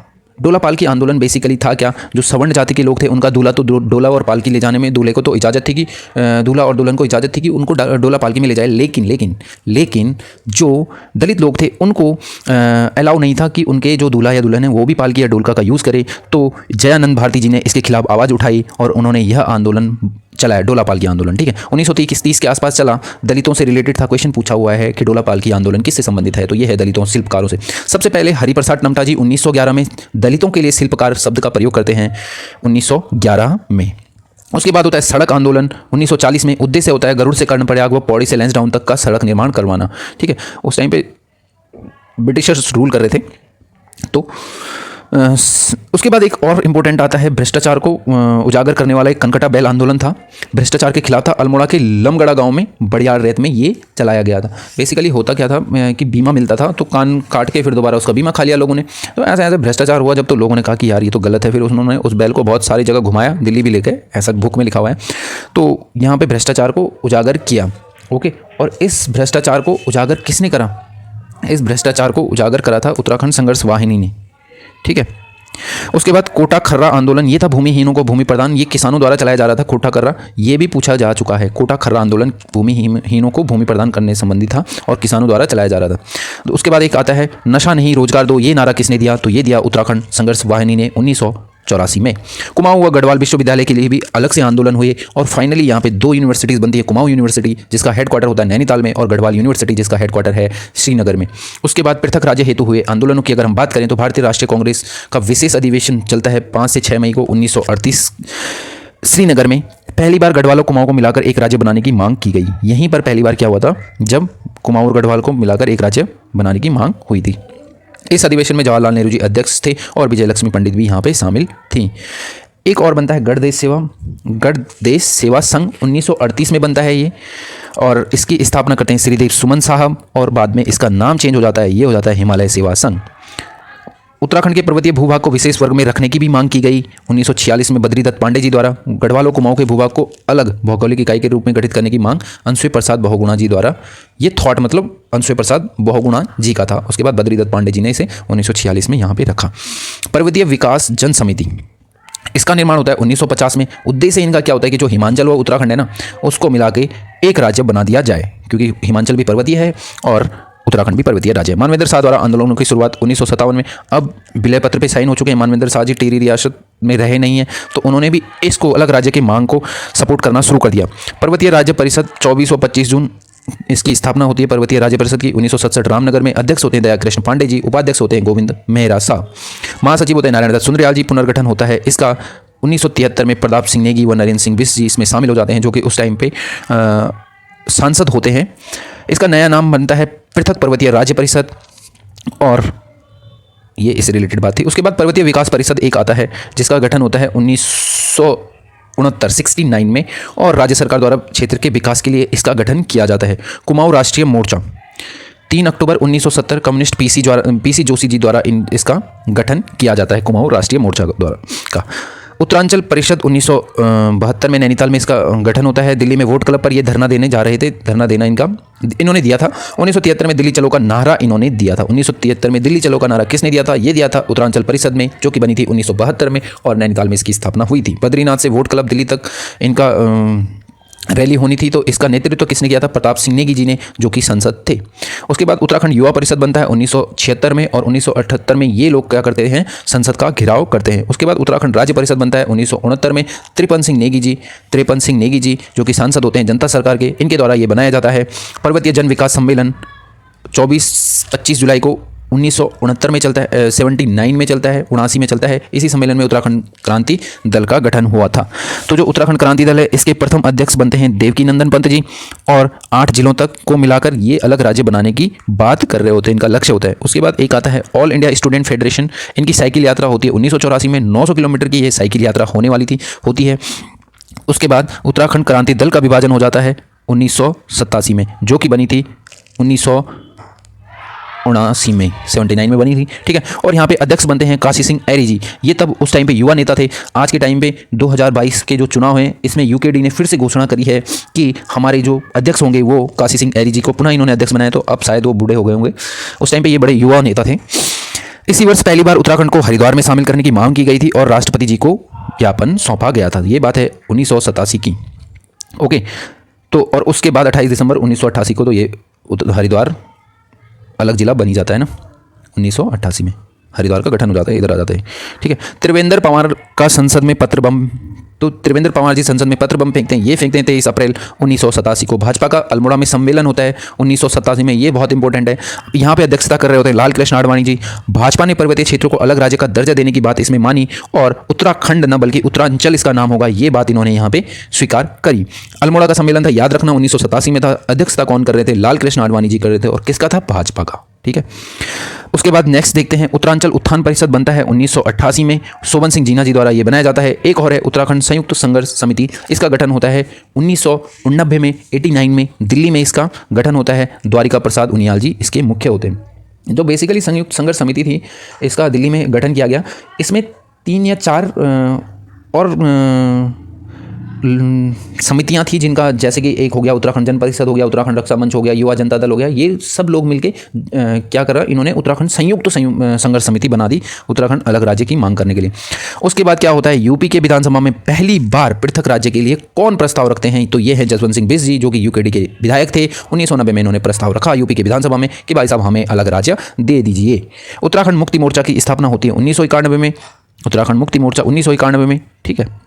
भाजपा के घोषणा पत्र में पृथक राज्य शामिल था। अब 1991 में विधानसभा के चुनाव होने वाले थे यूपी में, ठीक है, 1991 में, ठीक है। तो यहाँ पे बीजेपी ने अपने घोषणा पत्र में कहा कि अगर हम जीत जाएंगे तो हम अलग राज्य बना देंगे उत्तराखंड को। तो पहली बार इन्होंने घोषणा पत्र में पृथक राज्य को शामिल कर दिया था। 20 अगस्त 1991 को प्रस्ताव को केंद्र को भेजा गया और कोई जवाब नहीं मिला। तो बीजेपी की सरकार बन जाती है यूपी में।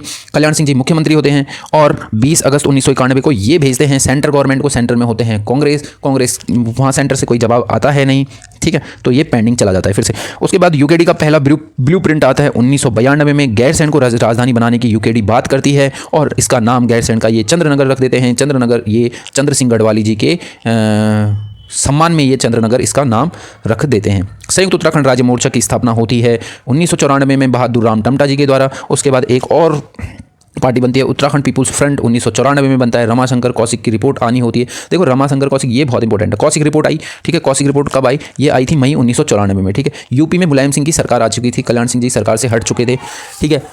94 में वो अलग कहानी है क्यों हटे क्यों नहीं हटे, लेकिन हुआ क्या था कि इनके मुलायम सिंह जी के एक नगर विकास मंत्री थे, ये कैबिनेट मिनिस्टर थे रमाशंकर जी। इनको बोला गया कि उत्तराखंड पे एक रिपोर्ट बनाओ, तो इस रिपोर्ट को कहा जाता है कौशिक रिपोर्ट, ओके। उसके बाद इन्होंने रिपोर्ट करी 1994 में पेश अपने सीएम साहब को, और उन्होंने राजधानी के रूप में गैरसैंण की सिफारिश करी थी। तो जो गैरसैंण है ना वो बेसिकली सेंटर में है, तो उन्होंने कहा कि ये उत्तराखंड की राजधानी के लिए सही रहेगा। यूपी सरकार के द्वारा सिफारिश को 21 जून 1994 को स्वीकार कर लिया गया। 8 पहाड़ी जिलों को अलग राज्य का प्रस्ताव केंद्र को भेजा गया, ठीक है। उसके बाद यूपी सरकार ने नई आरक्षण व्यवस्था शुरू करी। तब तक बीच में थोड़ा गड़बड़ हो जाती है। यूपी सरकार यहाँ पे आरक्षण नीति लागू करना चाहती है जून 1994 में, लेकिन क्या होता है इसके खिलाफ सरकारी नौकरी में ये 50% आरक्षण की बात करते हैं। इसके खिलाफ क्या हो जाता है, आंदोलन शुरू हो जाते हैं। 7 अगस्त इंद्रमणि बडूनी जो कि उत्तराखंड के गांधी कहा जाता है, ये अनशन पर बैठ जाते हैं। 15 अगस्त को काशी सिंह ऐरी जी भी अनशन पर बैठ जाते हैं, जो कि यूकेडी के अध्यक्ष थे। सॉरी, खटीमा गोलीकांड होता है इसी के बाद होता है वो, मतलब जब ये आरक्षण लागू हुआ था खटीमा गोलीकांड 1 सितंबर 1994 को सॉरी खटीमा कांड में होता क्या है, 1 सितंबर को यहाँ पे पुलिस गोली चलाती है, 25 लोग मर जाते हैं। बहुत ही बुरा दिन था। उधम सिंह नगर में है, इस दिन काला दिवस कहा जाता है। मसूरी कांड होता है, उसके अगले दिन लोगों में रोष व्याप्त हो जाता है। लोगों को पता चलता है कि वहाँ पे 25 लोग धरना देते हुए पुलिस की गोलियों से मारे गए। तो 2 सितंबर को फिर से 1994 को मसूरी में क्या होता है, लोग भड़क जाते हैं। जैसा चोरी कांड हुआ था ना, वैसा ही कुछ होता है। लोग पुलिस पर अटैक कर देते हैं। उमाशंकर त्रिपाठी जी होते हैं पुलिस अधीक्षक, ये यहाँ पे एक्सपायर हो जाते हैं, शहीद हो जाते हैं। 7 आंदोलनकारी, इनमें महिलाएं थी, 2 महिलाएं थी, हंसा धनाई और बेलमती चौहान, ये दोनों भी मारी जाती हैं, शहीद हो जाती हैं, सॉरी। तो पूछा जाता है क्वेश्चन डायरेक्टली कि मसूरी कांड 2 सितंबर 1994 को शहीद होने वाली 2 महिलाएं थी, तो ये थी हंसा धनाई और बेलमती चौहान, तो ये याद रखना। नेक्स्ट देखते हैं, छात्र युवा संघर्ष समिति का गठन होता है 18 सितंबर 1994 को। 2 अक्टूबर को ये लोग दिल्ली जा रहे होते हैं, ठीक है। और रामपुर तिराहा पर एक बहुत बुरा कांड हो जाता है जो कि मुजफ्फरनगर में है। 2 अक्टूबर को छात्र युवा संघर्ष समिति, यहाँ पे बहुत सारी बसेस से महिलाओं को किडनैप कर लिया जाता है। और उस टाइम पे तो हमें पता ही है मुलायम सिंह जी थे वहाँ पे चीफ मिनिस्टर, तो इन्हें यहाँ पे क्रूर शासक की क्रूर साजिश कहा गया था, ठीक है। इसको संज्ञा दे दी गई थी क्रूर शासक की क्रूर साजिश। 3 अक्टूबर को हुए प्रदर्शन में फिर अगले दिन पूरे उत्तराखंड में जगह जगह पे प्रदर्शन होते हैं और 7 लोग फिर शहीद हो जाते हैं। तो बहुत से लोगों ने हमारे उत्तराखंड को बनाने में अपनी जान न्यौछावर की है। पहले तो उन लोगों को सत नमन। उसके बाद देखो संविधान बचाओ यात्रा शुरू होती है 25 जनवरी 1995 से उत्तरांचल आंदोलन संचालन समिति द्वारा। उसके बाद श्रीयंत्र टापू जो कि है श्रीनगर में 10 नवंबर 1995 को 2 लोग शहीद होते हैं। ये होते हैं यशोधर बेंजवाल जी और राजेश रावत जी। ये इंपॉर्टेंट क्वेश्चन है, पूछा गया है।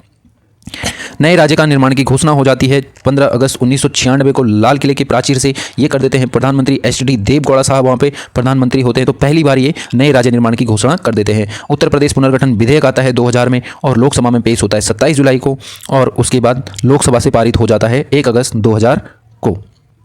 1 अगस्त 2000 को राज्यसभा से पारित होता है। 10 अगस्त को राष्ट्रपति होते हैं के आर नारायण साहब, इनके हस्ताक्षर होते हैं 28 अगस्त 2000 को, और 13 जिलों को मिलाकर 27वां राज्य बनता है 7 नवंबर 2000 को। इसकी अस्थायी राजधानी होती है देहरादून। राज्यपाल होते हैं सुरजीत सिंह बरनाला जी। अंतरिम मुख्यमंत्री होते हैं नित्यानंद स्वामी जी। सरकारी गजट नंबर 28 में इसे रखा जाता है। 1 जनवरी 2007 से इसका नाम उत्तराखंड हो जाता है, जो कि पहले उत्तरांचल था। अब बात कर लेते हैं राजधानी गैरसैंण बनाने के लिए क्या क्या प्रयास हुए। तो स्थिति गैरसैंण है कहाँ पे, ये लोहापट्टी में पड़ता है, चंदपुरगढ़ चमोली में है। 1992 में यूकेडी ने राजधानी घोषित की थी। नाम इसका चंद्रनगर रखा था चंद्र सिंह गढ़वाली जी की के सम्मान में। उसके बाद 1994 में पहली बार सिफारिश करती है कौशिक समिति की, हाँ ये बनना चाहिए। उसके बाद देहरादून में एक खबरदार रैली होती है जो कि अक्टूबर 2000 में होती है, और इसे कौन ऑर्गेनाइज करता है, इसे करता है उत्तराखंड संयुक्त संघर्ष समिति 1994 में, जिसका गठन हुआ था। और रैली कब हुई थी, 2000 में। खबरदार रैली इसका नाम था। ये इंपॉर्टेंट है, पूछा गया था कि खबरदार रैली कब आयोजित की गई थी और किससे रिलेटेड थी, किससे संबंधित थी। बाबा मोहन उत्तराखंडी ये अनशन पर बैठ जाते हैं और बैनीताल पे अपनी देह का त्याग कर देते हैं सिर्फ इसी बात के लिए कि गैरसैंण को राजधानी बनाओ, लेकिन कोई सुनता है नहीं। उसके बाद पुस्तक उत्तरांचल जिसे लिखते हैं भगत सिंह कोश्यारी जी, जो कि आज के टाइम पे हैं महाराष्ट्र के गवर्नर, उन्होंने लिखा था उत्तरांचल प्रदेश में गैरसैंण को राजधानी बनाने की इन्होंने बात करी थी। राजधानी चयन आयोग का गठन होता है जनवरी 2001 में। इसकी अध्यक्षता कर रहे होते हैं बीरेंद्र दीक्षित जी। इसका 11 बार इसका टाइम एक्सपेंड किया जाता है और ये रिपोर्ट भेजते हैं 17 अगस्त 2008 को देहरादून की ये सिफारिश करते हैं और गैरसैंण को खारिज कर देते हैं। उसके बाद फाइनली 2012 आता है और यहाँ पे चुनाव में जीत जाते हैं हमारे विजय बहुगुणा जी, सीएम होते हैं। वो 3 नवंबर 2012 को मंत्रिपरिषद की पहली बैठक गैरसैंण में ऑर्गेनाइज करते हैं। विधानसभा का औपचारिक शिलान्यास होता है 14 जनवरी 2013 में। गैरसैंण में राज्य विधानसभा की पहली बैठक होती है 9 से 11 जून 2014 तक।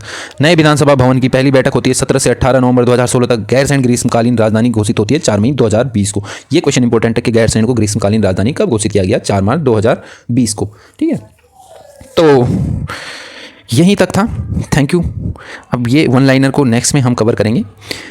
होपफुली आपको वीडियो पसंद आई होगी। अगर पसंद आई है तो कृपया करके लाइक कर दीजिए, शेयर कर दीजिए और सब्सक्राइब भी कर दीजिए। मिलते हैं नेक्स्ट वीडियो में। 3rd चैप्टर हम करेंगे और नोट्स आपको अगर पीडीएफ चाहिए तो पीडीएफ भी दे देंगे और हैंड रिटर्न्स चाहिए तो हैंड रिटर्न्स भी दे देंगे। और बाकी ध्यान रखिए, ख्याल रखिए, अपना ध्यान रखिए, अपनों का ध्यान रखिए। तब तक के लिए बाय बाय, साइनिंग ऑफ।